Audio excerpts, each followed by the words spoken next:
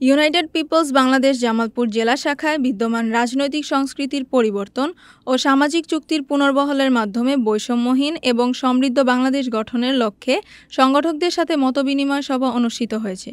জামালপুর থেকে শরীফুল ইসলাম ঝোকনের তথ্যচিত্রে দেখুন বিস্তারিত। সোমবার সকালে ইউনাইটেড পিপলস বাংলাদেশ জামালপুর জেলা শাখায় স্থানীয় একটি রেস্টুরেন্টের হলে এই অনুষ্ঠানের আয়োজন করেন।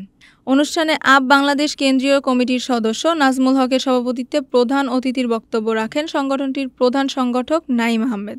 এ সময় আরও বক্তব্য রাখেন ইউনাইটেড পিপলস বাংলাদেশ জামালপুর জেলা শাখার communication team member Atikur Rahman, Abdur Rahman সহ আরও অনেকে। বক্তারা বর্তমান বাংলাদেশ পুনর্গঠনের জন্য নানা বিষয় নিয়ে জেলা সংগঠকদের সাথে মতবিনিময় করেন। বৈষম্য বিরোধী ছাত্র আন্দোলনের একটি ব্যানার তৈরি হলো বা তারা সামনে চলে আসলো, তারা নেতৃত্ব দিল, সমন্বয়করা নেতৃত্ব দিলেন। আমরা এবং রাজনৈতিক কর্মী বিভিন্ন দলের যারা আছে গত 16 বছর যাবৎ যারা মাঠে সক্রিয় ভূমিকা পালন করেছে তারা সবাই তার পিছনে থেকে আমরা তাদের নেতৃত্ব মেনে একটি সফল গণ অভ্যুত্থান করলাম।